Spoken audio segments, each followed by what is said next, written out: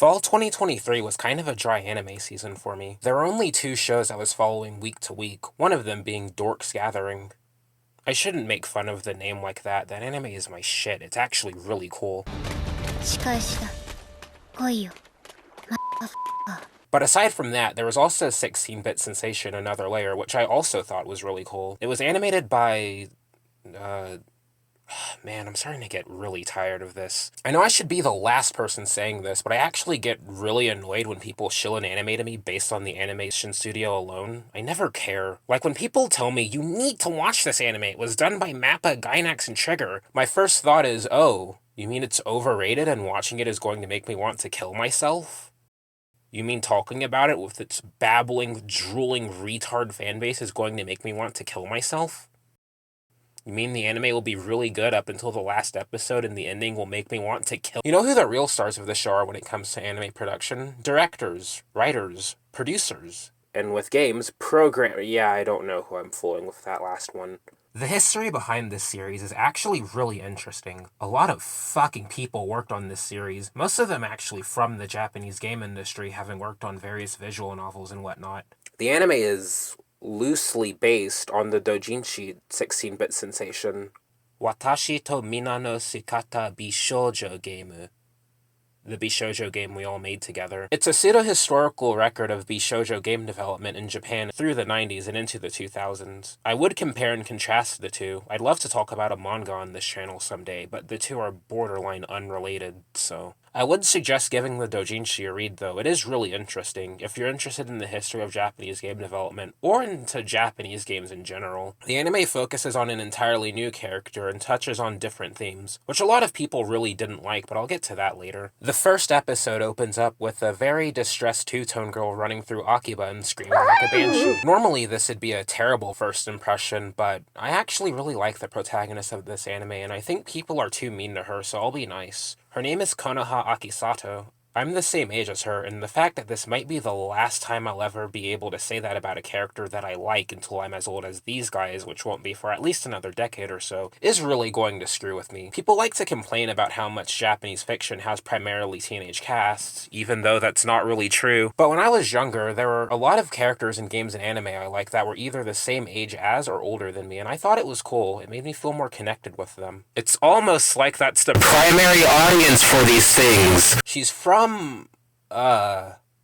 current year, but has apparently leaped back in time to 1992. The scene goes back to before that happened. Good God, going from 4x3 to 16x9 is like getting flashbang. What the fuck? And we see a glimpse of modern Akiba, except better because there's less shitty Chinese and Korean gacha games everywhere. Product placement, nice. That's very cool. I mean that genuinely, it's a nice touch. Not only does it make sense because it's Akihabara, a real-world place partially defined by its consumerism, but also they're referencing stuff that I like. Licorice Recoil and especially Engage Kiss are my shit. Kisada's my wife.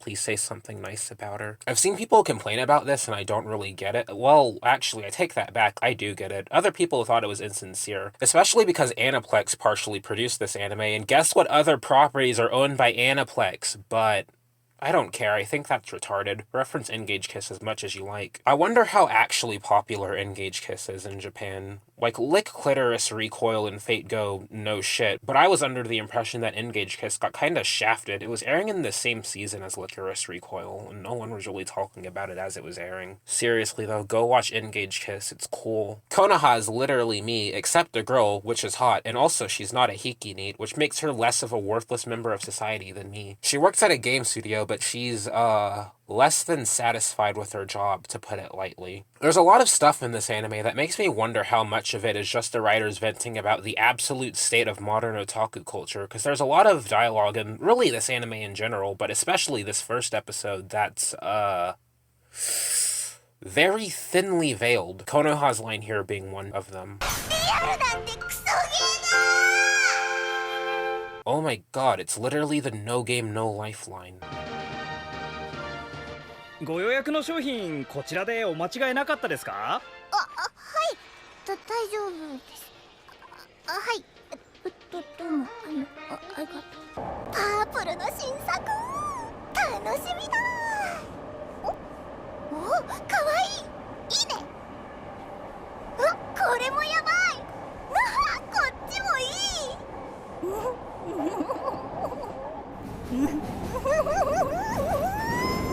Oh my god, I wish she was real. I want to marry her. I really like this character archetype in case it wasn't already obvious. I just like seeing her get excited over things like how I would. It's sweet. I think I just like seeing devotion in a character.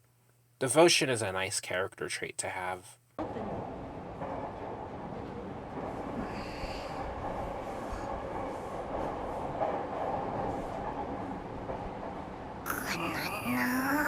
Me too, Konoha. Her room is pretty wicked, and I've seen people pick apart and analyze her room to see what all she has. A lot of this stuff is referencing real games and anime. You actually see her collection of VNs at some point, though I'm admittedly not as well versed in visual novels as I probably should be. I really want to read more of them, but a lot of them are Japan only, and I'm a dumb American. Wait, what do you mean these are all on Steam? What the fuck? I see Licorice Recoil stuff in there, so she already has my respect. She goes to work the next day and has decided enough is enough and decides to propose her dream game, but then gets shot down. With an idea like this, you think Konoha would have gone doujin or indie or something, but I guess not. I don't know too much about the Japanese game industry and how this stuff works over there, but it probably shouldn't be taking you over an hour to propose your game and still not even be finished describing the fucking opening. She proposed her game in the same way autistic people try to get you into a series with deep lore. It doesn't take that much effort to get others into a series you care about. All it really takes is a cool character design. Or just show them porn. That also works. そうだ、こういう時は困った時の神頼み。コノハがメインのフルプライスのゲームが作れますように。それが叶うんだったら私何でもではないですけど。Okay, good. We avoided the first H scene there. I was getting a little worried. I don't think I installed the all ages patch for this. She leaves work to go get lunch, and then plays hooky, which is probably a bad idea, but then goes into a used game store, which is based. Look at their amazing selection of PS2 games. She looks into the bargain bin and sees a handful of the most well-known and influential eroge of all time for dirt cheap. I'd be shocked too, but just buy them. Don't complain about winning. Konoha turns into Wikipedia for a second and spurgs out all over this poor old lady, and I guess this is getting dangerously close to I saw the thing and I clapped territory, but it might be biased of me, but I don't really mind it for this anime. I think it makes sense for Kono-chan to have a near encyclopedic level of knowledge for these games. It's, part of the whole otaku archetype. She goes back to the used game store when she's off the clock, but it's totally cleaned out. The old lady disappeared without a trace, except for the bag of eroge she left for Konoha. How nice of her. Konoha admires the games and reminisces for a bit. These are some of the most influential games in their genre. Or so Wikipedia tells me. I'm not Japanese, so I haven't played any of these. I know this one really cool YouTuber who's into rants. Oh, by the way, speaking of rants, for one of the episodes, they actually did this promotional art that's referencing one of the key arts for the Rants games. Konoha, what the fuck are you doing next to Rants? Get away from that man! You're gonna get raped! These games are really important to Konoha, though. She mentioned earlier that the characters in these games inspire her. It's why she wants to be a character designer in the first place. She wonders if she'll ever amount to anything as she opens the box for Dokusei, when suddenly...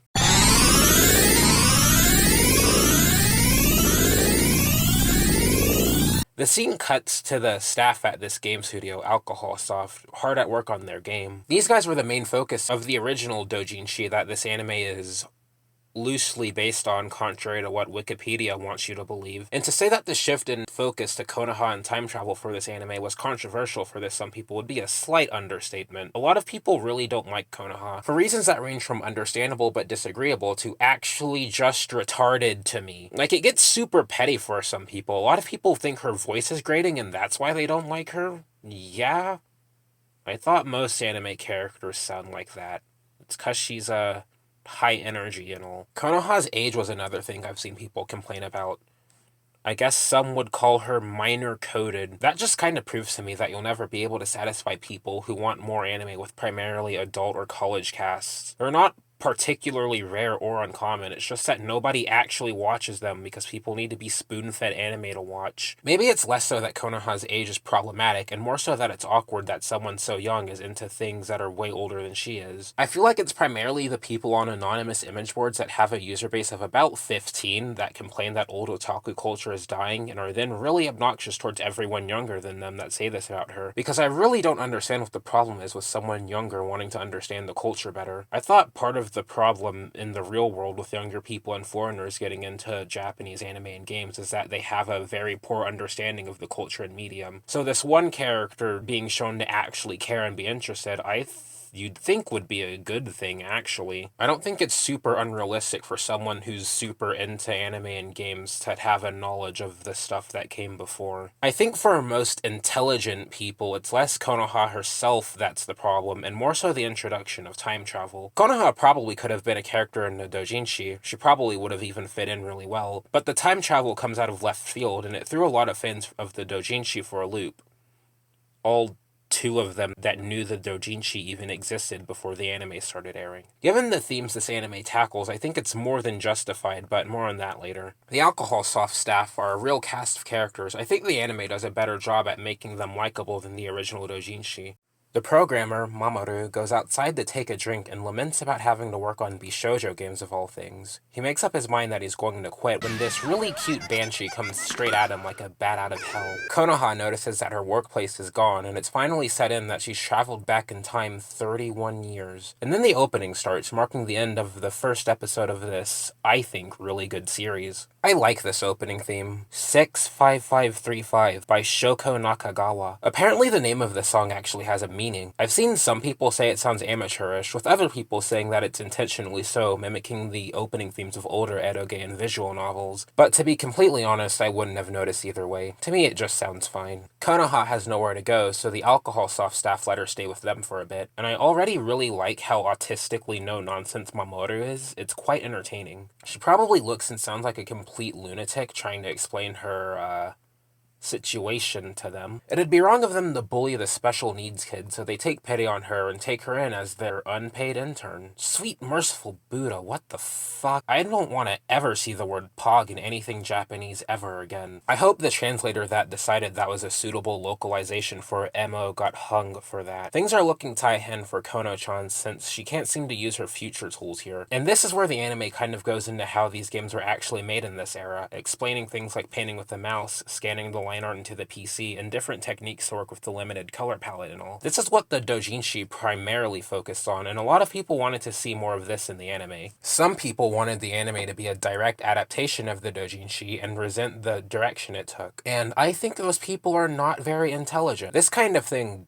can be interesting. There are other anime and manga about this kind of thing, but I'm not losing sleep over the writers here wanting to try something different. First off, the original doujinshi still isn't finished, I don't think, and I feel like an anime should tell a story with, like, character arcs and an ending and shit. I don't know, some people were really hostile towards the direction this anime took, and I don't really agree. I don't think the doujinshi story would have worked very well in this format. They're all really touchy-feely. Are small game studios in Japan just like that? I feel like if studios in the US hugged it out like that, someone would get twit-longered for being autistic or something. Towards the end of the episode, Mamoru and Konoha bond? They have a small conversation, and Mamoru tells her that he doesn't actually like working on Bishoujo games. He doesn't like Bishoujo games, period, and thinks they're just a passing fad. Konoha tries to convince him of how incorrect he is. Oh my god, don't call yourself that. And that Bishoujo games and the people that make them can be just as good as normal games, that they're valuable in their own way, but she gets shot down. I like the ED theme a lot. Link, past and future. Konoha's voice actress actually sings this, which is really cool.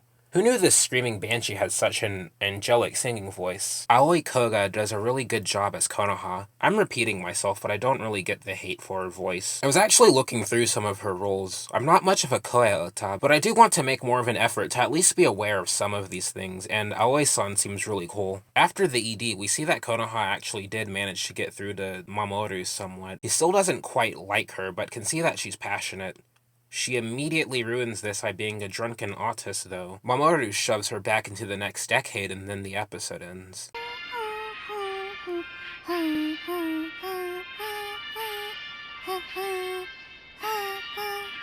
Lolly fan service! Lolly fan service!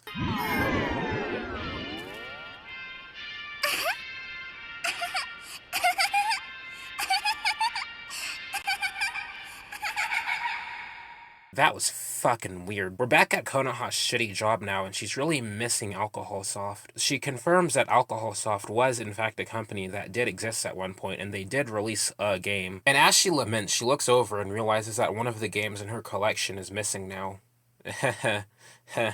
Keep this one in the back of your head, folks. We'll be addressing it later. She retraces her steps to see if she can repeat the whole time-traveling thing, and eventually goes back to the game store she got those old games from. But the dog from episode 1 snatches it and runs off. She eventually gets it back, though.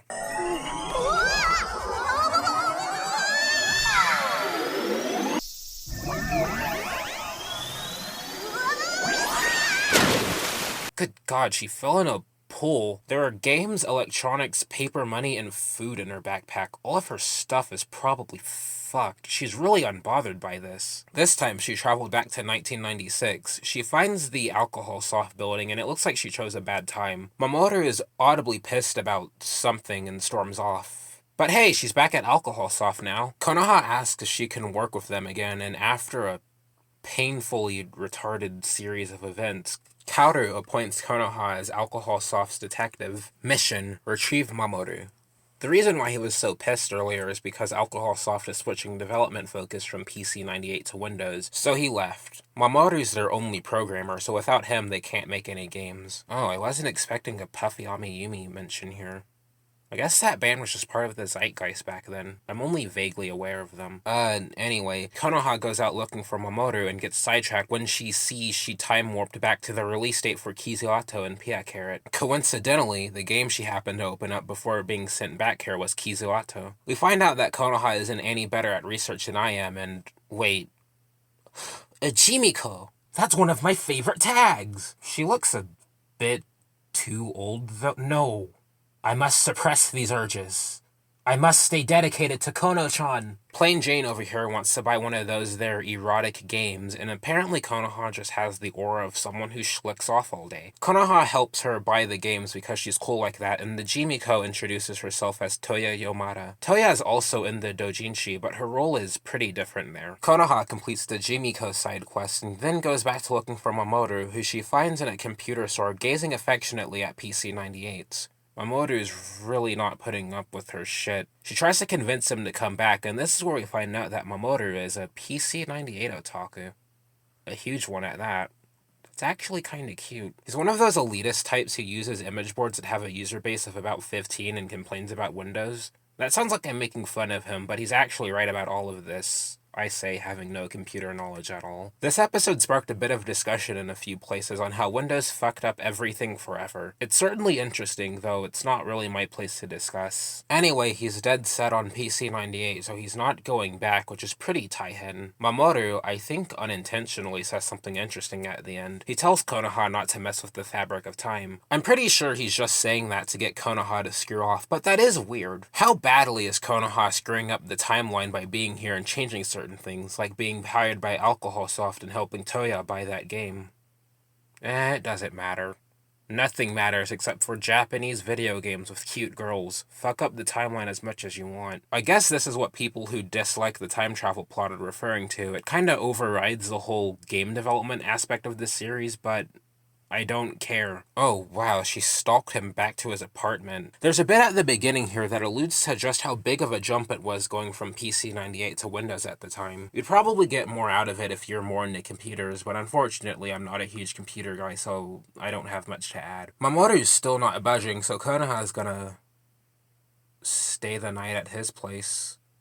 Okay. It finally occurs to Konoha that maybe she shouldn't be referencing modern things like drawing tablets in Windows 10 in the 90s. Her complete idiocy when it comes to that stuff was starting to get on my nerves. Everyone else was clearly confused in earlier episodes when she mentioned modern stuff, but I guess it just never occurred to her to just shut up about it until now. Completing Toya's side quest unlocked a special event with her. Nice. They just talk about Bishoujo games while eating noodles, and there's a bit of interesting discussion about how Toya is living in an era where these kinds of things are slowly becoming more and more mainstream, whereas Konoha is from an era where they've more or less hit peak popularity. Cool. Konoha hasn't quite gotten the hint yet, and it's reaching the point of comedy. Mamoru finds her tablet, though, which is pretty horrible given the whole don't screw with the timeline thing. Hey, Komiket. Komiket's pretty cool. Mamoru went missing, but screw that, Komiket. Alcoholsoft has to advertise their game there, but while they're doing that, Mamoru shows up in PC98 cosplay.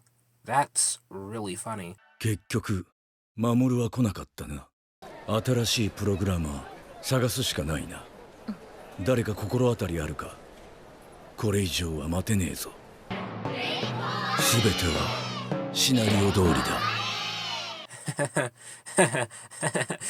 I get the reference. It's the overrated Gundam show for mentally ill people.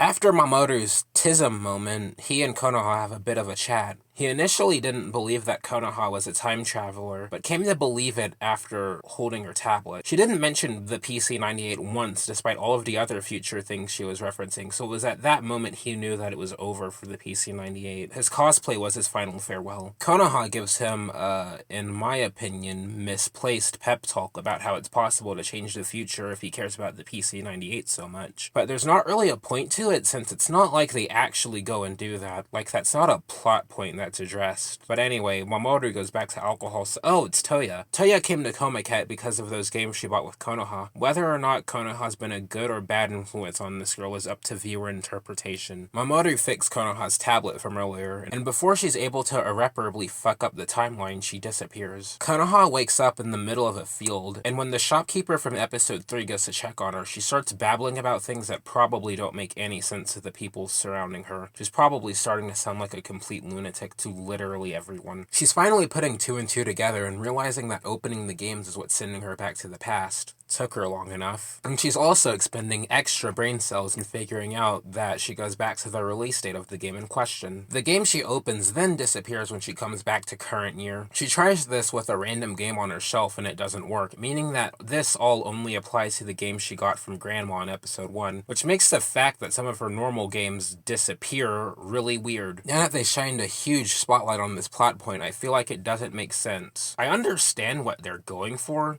butterfly effect, but usually in these time travel stories, it's kind of elaborated upon how one thing being changed directly has an effect on the future later on. But no, I guess Konoha working on one CG once and bringing Mamoru back caused Riddle Joker to cease to exist. I guess Mamoru must have got on to program Amairo when he left Alcoholsoft. This plot point stops being relevant later on too, she just stops caring. I think I'd kill myself if I went back in time once, did something innocuous, and suddenly my copy of Puyo Pop Fever disappeared without a trace, but no, I guess she cares about that kind of thing way less than I do. The thought of her messing with history kind of fucks her up and makes her heavily reconsider her approach. But she learned absolutely nothing from this and oogoos her way back to June 4th, 1999.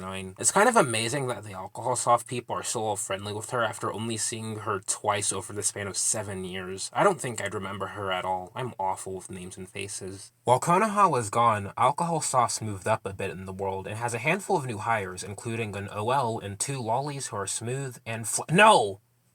I have to stay dedicated to Konoha! 改めまして、秋里コノハです。好きな食べ物は甘いもの全般。特技はスパチャを読んでる時の VTuber の真似です。わあ、みんなありがとう。She has learned absolutely nothing. Mamoru's, what, 21 now? He's old enough to drink. The manager's a real big shot now, and that's horrible. He spills the news that Alcoholsoft's game is getting a console port. This gets kind of interesting, but it takes a back seat when Mamoru and Konoha have a discussion about the logistics of time travel. Konoha says that she'll do her best not to mess with the timeline, to which Mamoru says that's impossible and is pointless anyway, which causes her to reconsider. Anyway, back to game development. それじゃあコンシューマーに向けて仕事の分担を決めなきゃね。私がディレクターとコンシューマーのディレクターだよ。is it normal to just appoint yourself as director? This entire part about the studio working on the console version of this game is really interesting to me. It explains a lot of stuff that either I was curious about or stuff that didn't make sense to me at all about Japanese video games in general, like new characters and scenarios being added between different versions of the same game. They also mention working with console developer kits and having to censor the game to have it fit with all ages standards, which is something I especially wish I could find more interviews and opinions on from people in the industry. So many visual novels get released here in the West like that, and it's a real point of contention for many people. It's one of a few reasons as to why I don't really read as many visual novels as I like to. Content being heavily altered between many different versions of the same game is just something that really bothers me. I wish more of these games just had a singular, uncensored definitive edition, meaning a version that doesn't have content removed. Mamoru's still autistic about the PC-98. That's honestly pretty respectable. あとコンシューマーとなるとアニメのオープニングを作ったりキャラの声に声優さんを使ったり She's literally doing it for free. Mamoru is seemingly skeptical of a console release, but Konoha's just happy seeing everyone try their hardest. But it's not all sunshine and rainbows. Apparently Ichigaya, this guy, he was kind of important last episode, is a bit on the Ayashi side, so Konoha has to play detective again in episode 6. Good god, what the fuck happened to Toya? She got corrupted. Corruption's one of my least favorite tags. She's working on an eroge now. Good for her. Konoha walking into that game store really altered the course of her whole life. It's like how Chrono Trigger has a couple of side quests that involve doing something relatively innocuous in the past, but it has a huge impact on the future in the game. Yeah, Chrono Trigger was the best example I could think of. Sorry. Look, I'm not super familiar with time travel plots, okay? I never got around to reading Steins Gate. It's another one of those games that has way too many goddamn versions for its own good. Not to mention it's part of a larger series, so I don't really know where to start. The most experience I have with time travel stories is 2 whole Sonic games. Back on the main quest now, the manager is at this seedy-looking hostess club and spills a bunch of horrible information. Apparently he blew a bunch of money to take joint ownership of some of Ichigaya's property, but Ichigaya ended up being a con artist, so he ended up getting scammed by him.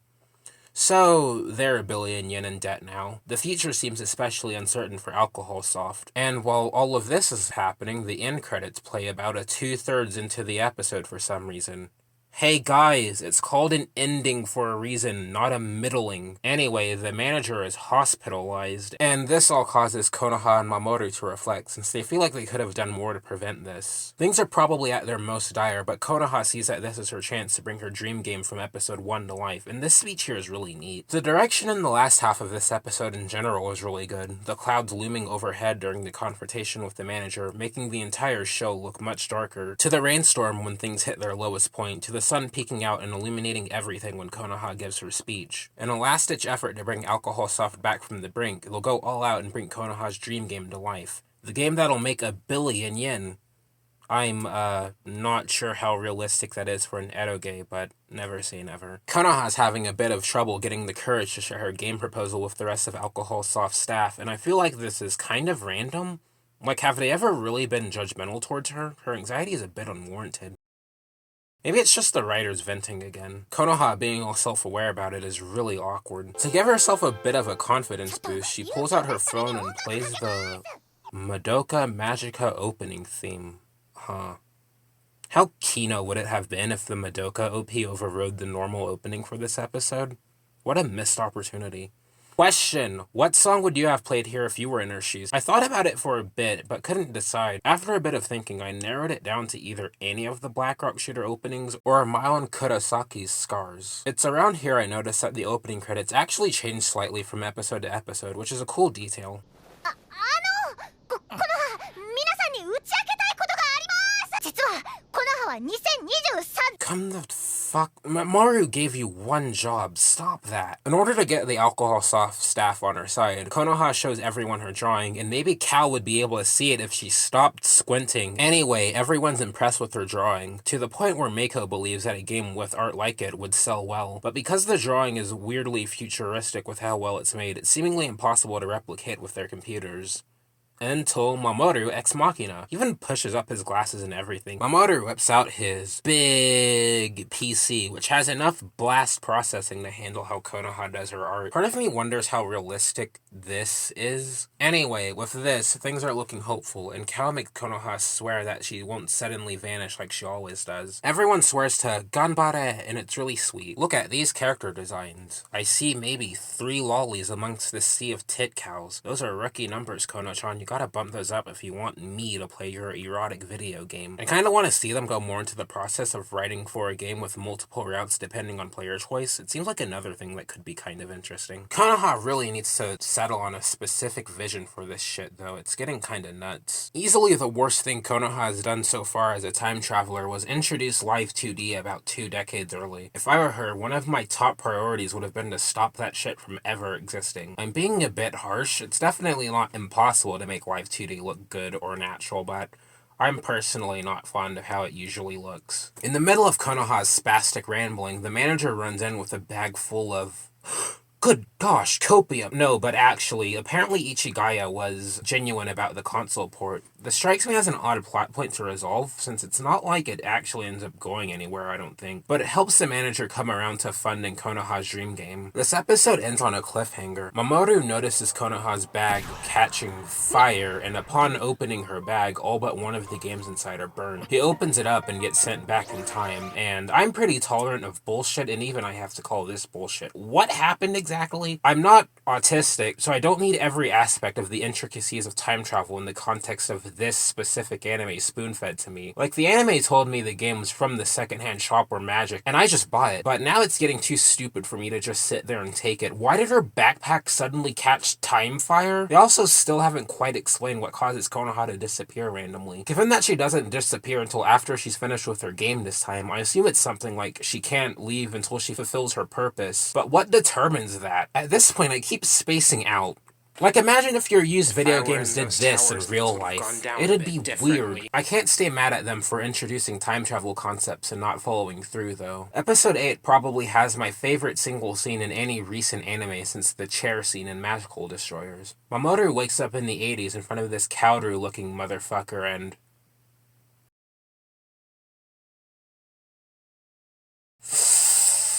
No! Be still, my lolicon hand. You must stay the path! Anyway, the lolly from a few episodes back. When he finds out what year it is, his PC-98 autism immediately kicks in. And then after that, everyone formally introduces themselves. Kaoru and the lolly's names are Echo and... Echo 1 and 2 respectively. The two recently started a company named EchoSoft and started creating Bishoujo games, so they're unsure of how to do it well, so they hire Mamoru to work part-time. Also, the dog from episode 1 was Echo 3. I wasn't sure how to bring it up. There's also a bit that goes over how these games were developed in the 80s, which is kind of interesting. I know there were some people who were genuinely disappointed that this episode didn't reference the lolly boom that I think took place around this time. But I don't know, maybe the writers just didn't think it was relevant. Mamoru hangs out with the Echoes for an undisclosed amount of days, and when conversing with one for a bit, we find out a bit about them. The Echoes figured out that certain games contain a large amount of energy, but they're unable to replicate this with their own games. Mamoru ponders if the amount of energy correlates with how fun the game is, to which Echo 1 asks if fun is something you imagine. Apparently the Echoes lack the ability to imagine, as they come from a place where imagination doesn't exist. Mamoru tries to teach Echo 1 about imagination, but to no avail. It's difficult to teach someone about a feeling. It's like trying to describe the sky to someone who's never seen the color blue. Put a pin in the imagination thing for now, because Echo 2 has gone missing, and Echo 1 is oddly nonchalant about it, seemingly not understanding what it means to feel worried, to the point where he says there's zero risk of her being in danger. It must be real fucking nice to be Japanese, I swear to God. Mamoru finds her, and apparently she'd been walking Echo 3 for a week straight. Like 1, 2 also seemingly doesn't understand what it means to be worried, but upon seeing and later conversing with Mamoru, something inside her changes, and both of the Echoes finally realize what imagination is. And here's the scene that I mentioned earlier, probably my favorite scene in the entire show, and what I think the point of this animation and its deviation from the source material was. The power of imagination being able to bring about wonderful stories and concepts. I really love this message, but it apparently filtered some people, and I don't get how.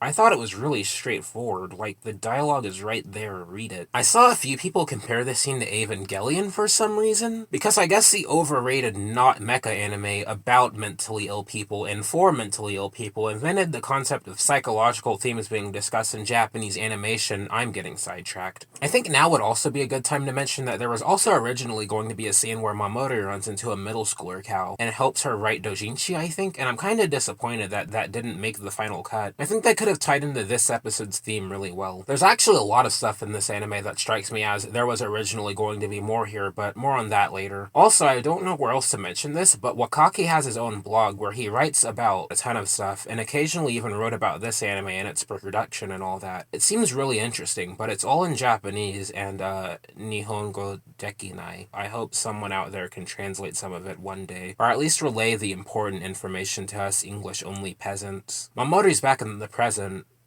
his present in 1999 now, and having experienced what Konoha's been experiencing, collapses. It's a bit weird that they reference the plot point from the doujin about Meiko's stalker, since it's not super relevant here. Everyone's hard at work on Konoha's game, and it looks like it's shaping up to be something else. What the fuck? The people on that anonymous image board aren't calling each other fags, trannies, or petas. That's not accurate at all. Japan, explain this. Western image board culture is so aggressive for no particular reason. I'm really envious of them over there. I wish things were as relaxed over here. Konoha's game looks like something I'd actually really enjoy playing and then making an hour-long YouTube video about. It looks sick. They have a little post-work after-party thing. I know there's a specific term for this in Japanese, but I forget what it is. And I like this detail where everyone's drinking beer, but then Konoha's just sipping on orange juice because she's underage. I wish Kiki and Lala would assault me like that. Seeing everyone all cheerful about the game is really heartwarming. You feel really close to all of these characters, especially Konoha. Meiko and Konoha have a small dialogue in front of a store, and I guess now would be a good time that I really appreciate what Another Layer does with Meiko, because I genuinely did not like her at all in the original doujin. She's not poorly written, but I just thought she was annoying. Eh? You want me to draw hentai? With nipples?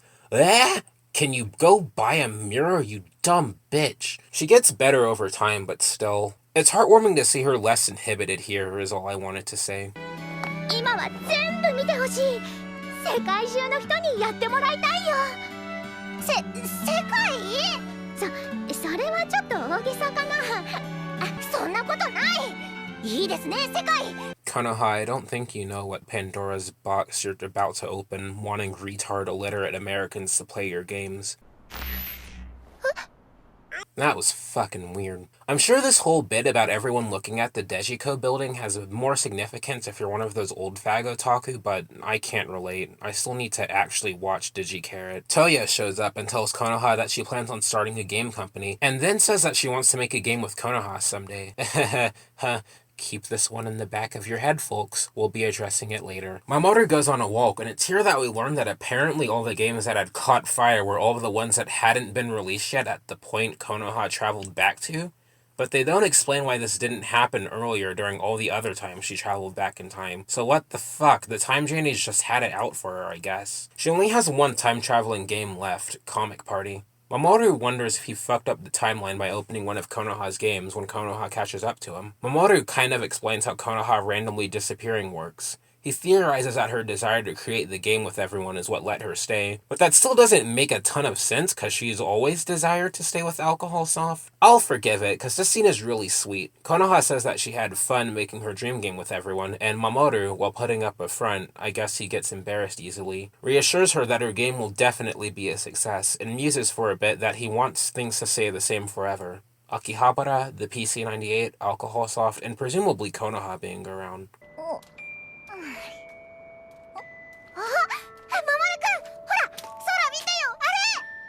はあ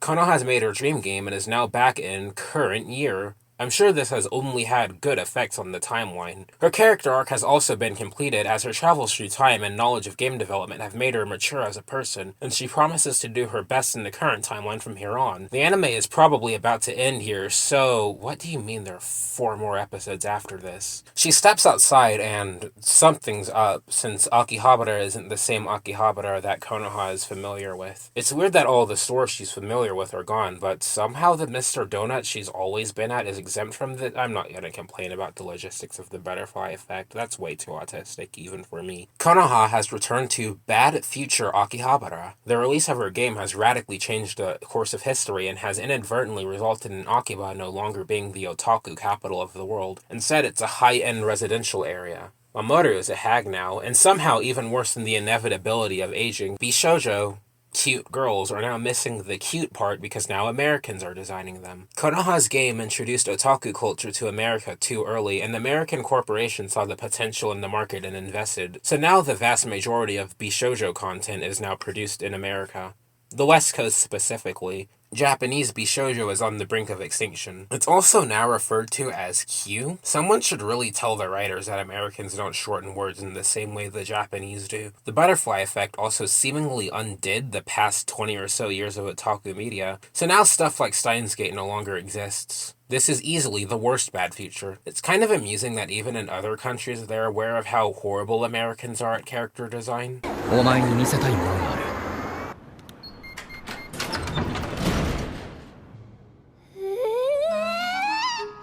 僕がどうしてこの秋葉に残ってるかわかるか。98のためだよ。98を置いてアメリカに行けないだろう。なのに僕が何をしても98は衰退したままだ。SNS で主張しても同人誌を作っても。Jesus Christ. His PC-98 autism will never not get me. It's almost getting to the point of flanderization, but I honestly don't care. Who decided to write him like that? Is someone self-inserting? Mamoru devises a plan that could potentially fix the timeline. Basically, create and release a direct competitor to her previous game immediately after. This strikes me as kind of dumb. I feel like it would have been better to suggest going back in time and not releasing her first game. It'd even be kind of dramatic. Konoha would have to weigh the pros and cons of the two timelines and consider undoing pretty much everything she's done and everyone she's met over the course of the series. And something that this anime seems to have a consistent problem with, it's not super obvious what effect going back and releasing a competitor game would have that would result in a better timeline. Does America just get 2 games? How does that stop American corporations from profiting off of Bishoujo and otaku culture? Actually, why not just suggest going back and not releasing The Last Waltz in America to begin with? That seems like the best course of action to preserve both Alcohol Soft's success and good timeline Akiba. How is Konoha able to take her new game to the past while simultaneously working on The Last Waltz? Are there 2 Konohas, or does she take over the consciousness of the Konoha in that time period? Or does the timeline adjust itself so that she only travels back to 1999 once? This episode is another episode where I'm wondering if it's just the writers venting or musing about modern game development. It goes into the possibility of studios downsizing and games being made by smaller groups of people, as well as AI being used to streamline game development, which is something we're already seeing in real life. Personally, the thought of living in a timeline where entertainment and art is largely only made with Sable Diffusion makes me want to vomit, if only because fucked up AI anatomy are an affront to all that is holy on this earth. Speaking of, this is not accurate at all. They all have the exact same face, but the hands aren't fucked up. Translator-kun was not paid enough, I see. I seriously don't get how typos like this can happen. I make less typos when writing my scripts while looking away. Like, I typed this part of the script while looking at the moon, because there's a full moon out that night. Hey, what's your favorite flavor of energy drink? I'm partial to the yellow flavor myself. It's bittersweet and tart, like lemonade. I like to pretend that it's lollipee. The dynamic between Konoha and Mamoru is actually really amusing now. Konoha flirting with this old man who she first met when he was in middle school, but is now over twice her age, and from Mamoru's perspective, Konoha's been the exact same girl for the past 4 decades. It's just funny, and seeing Konoha get this flirty definitely does not make me want to kill myself. There's something amazingly subtle that happens this episode. そういえばお前自分のことを私って言ってないか。前は自分のことコノハって言ってただろ。Konoha stops referring to herself in the first person this episode. That's so cool. This anime tries to imply that this is a side effect of her messing with the timeline, but I like to think it's just a result of her maturing. Konoha goes outside for a bit. Mamoru warns her that she might be losing her memories of her home timeline, but while outside, she swears that she does remember it, quite vividly. She flashes back to exploring Akihabara for the first time as a small child all the way back in 2016. I'm literally the same age as her, and the thought of this makes me want to vomit. 2016 was like yesterday. But no, seriously, I really like this. Even though it's definitely getting repetitive of me, it bears repeating, I think. I like seeing her being introduced and becoming infatuated with the culture. It mirrors my own experience, so I just get attached very easily. Remembering her own experiences renews Konoha's drive, so she starts to head back to Mamoru's warehouse when suddenly she gets a call from Toya. This was mentioned earlier, but she actually started her own game company, and it's wildly successful and even merged with some American company. Good for her. She wants to meet Konoha again, so the two go and do that. Or not, as Konoha gets chloroformed and swept away in a creepy black van. What the fuck? She just got donut. I don't think I installed the all ages patch for this. The scene cuts to Toya in the most gaijin to have ever gaijin. They're having some business dispute or something. I don't know. I'm still not quite over Konoha being manhandled like a schoolgirl in the UK. Apparently CEO Gaijin, his actual name is Glenn Faulkner, was the one behind Konoha's being kidnapped. The call with Toya was actually an AI trained from her voice. Good God, the thought of that is horrifying. But apparently Gaijin-san had his sights set on obtaining the original Q, as he puts it. It was even the sole reason why he merged with Toya's company. Konoha wakes up in a strange room with none of her belongings in a very lewd skin-tight plug suit and, suspiciously, no memory of what happened after she got dragged into the van or how she changed clothes. For my sake, I'm not going to extend any more mental energy wondering as to what happened while she was unconscious, and I'm also not going to ask who changed her clothes or who had to make sure she didn't piss herself or anything, or if she got molested and had her limp, unconscious virgin body used like an onoho while she was out. For some reason, the door to her room is just unlocked, so she walks out. Oh man, I love dungeons like these in video games. There's so many rooms to find things in, and robot enemies are really satisfying to hit over and over. She walks into this one huge room filled with capsules with living humans trapped inside. What the fuck? Speaking of video games, it's like the end of Death and Request over here. Thank God these are all like visually distinct people. I would have been so pissed if these were all clones of Konoha or something and she turned out to be like some weird fake human or some nonsense. Wouldn't it be really retarded of this anime to force some bullshit twist within the last handful of episodes? Man, I'm so glad it didn't do that. Mamoru noticed some weird shit had happened, and when Konoha doesn't pick up her phone, he takes matters into his own hands and becomes a total Chad. Mamoru, with the power of an army of loyal PC-98s, deduces that Konoha was taken to the Akihabara Stadium, so he goes there. There are bad guys in the front, so he has to infiltrate the place through an unfinished train line, and the only way to get there is through the Akihabara underground market. As he goes through, he likens it to cracking the copy protection on games as a kid, and that he actually hadn't changed much, if at all, since then. He's just upgraded from hacking into games to hacking into Akiba. Did I mention that Mamoru is really cool? Railway dungeon! I love dungeons like these in video games. They're usually kind of linear, but the atmosphere more than makes up for it.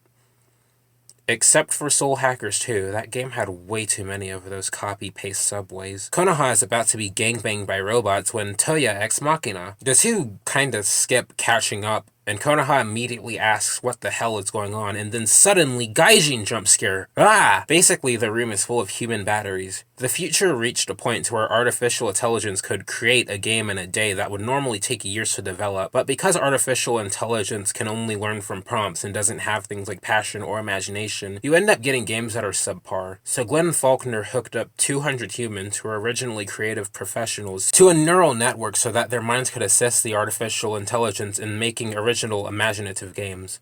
Konoha does not want to live in the pod, though. I am starting to understand why some people were less than thrilled about the time travel angle this anime took. We're pretty far and away from the concept of the original doujinshi at this point. Toya has a moment, and it feels weird because we never actually saw her transformation from Circle Crusher Princess to CEO who got lost in the means to an end. So she just kind of comes across as psychopathic to me, suddenly wanting Konoha to live in the pod. Also, was the Gaijin just watching these two cry at each other? Just before the Gaijin does something, Mamoru ex machina, the two make their escape from the lab and, wow, holy shit, I'm only slightly joking with the whole Deus ex machina things, but geez, Mamoru comes in clutch, it's a bit much. The anime doesn't show this, but off-screen he also sent a drone strike to the Gaijin's house in America. Eventually the Gaijin corners them and things look a bit Taihen when suddenly... おいあれおいおいなんだよあれ UFO? お前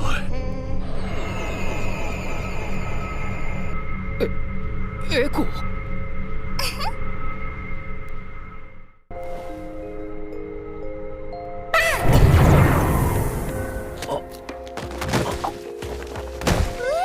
Jesus fucking Christ, I was only joking about the Ex Machinas and then this happens. Suddenly Echo 2 appears, and there's no opening this time. Konoha and Mamoru wake up in white space, and Echo 1 introduces himself. Apparently he's a big fan of Konoha's and asks for an autograph. He also shows Konoha what her game from the future is like, which I think would irreparably fuck up the timeline. The time genies are probably going mental right about now. Echo 1 opens up the game, and Konoha's game takes the form of human imagination incarnate.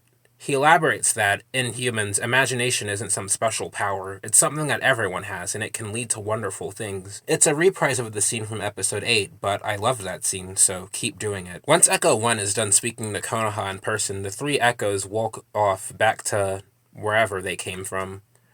Mamoru and Konoha wake up in front of the stadium, and things are definitely starting to wrap up here. The Gaijin is just gone. Echo 2 exorcised him and his ilk. And the alcohol soft crew are all back. Oh, good god, they're all so old now. Ew, Kiki and Lala are both hags. No, this really is the worst timeline. Mamoru reached out to them all so they could all help Konoha with her game. They all head back and Konoha offers to let Toya join, but to make things short, she declines. Though the two still plan on keeping the promise they made. Toya is still Konoha's dear friend, after all. Everyone works on the game together, and during all of that, Konoha and Mamoru end up telling the truth about everything to the alcohol soft people, and apparently they don't seem to mind. Now that the game is done, we're at the point of no return. Before Konoha makes one last leap through time, she and Mamoru take one last walk through bad future Akihabara. Interestingly, during their walk, Mamoru gives Konoha a letter to give his past self in 1999, and while this anime not quite explaining things super well is an actual problem I have with it, I do think it's for the best that the purpose of this letter is left to our imaginations. The two reminisce during their walk, and we finally end up at the same Mr. Donuts where this story started.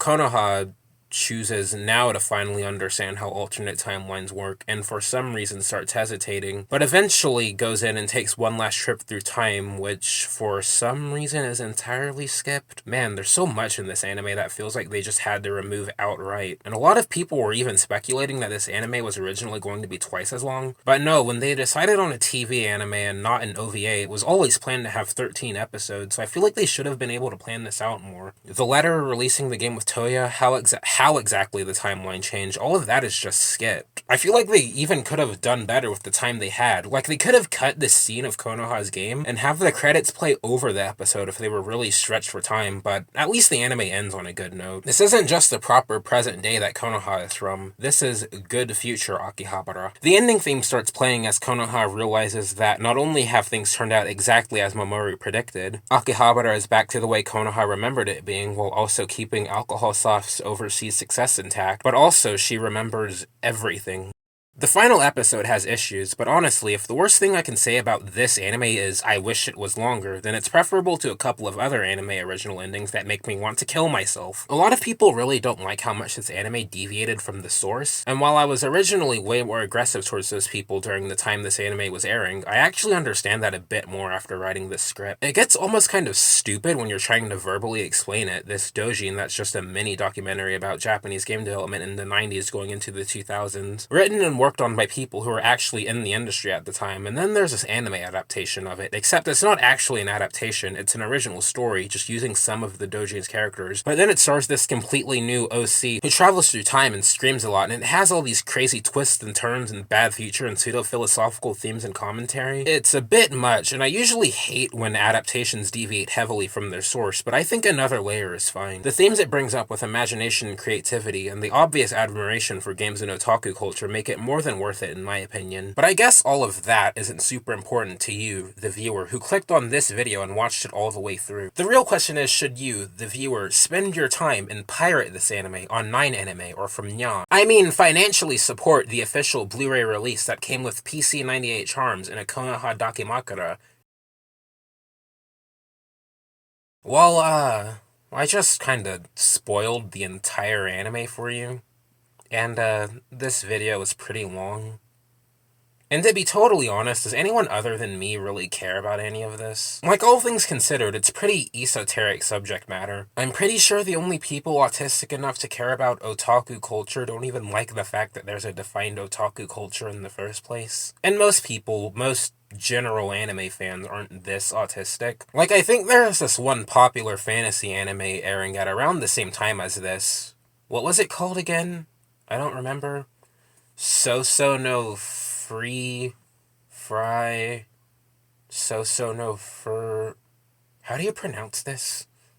Fat So no Faggot. So no Free Run was airing at around the same time as this, and apparently a lot of people really like that one. I didn't watch it because it looks the exact same as all the other ones, but apparently it has like this sexy purple-haired girl with big titties, and like a high fantasy setting with elves and shit, and I think it has cool fight scenes or something, and I think there's also this sexy purple-haired girl with the big titties, but I don't know, I really like 16-bit sensation. It's nice to see stories that are unapologetic about themselves, I guess. Seeing an anime just say anime, games, manga, the people who make them, and the people who enjoy them are all pretty cool, when most anime fans, at least the ones I speak to, are preemptively self-deprecating at best, and completely brain-rotted morons who secretly hate the subculture at worst. I've said this before, but a lot of these anime make me want to create my own anime, and it's a feeling I want to share with other people who either insist that this medium is dead because they only actually like 2 anime to begin with, or that this medium didn't start being good until it scrubbed all of the weird stuff out of the picture because they got all of their opinions secondhand from illiterate people. 16-bit sensation is cool.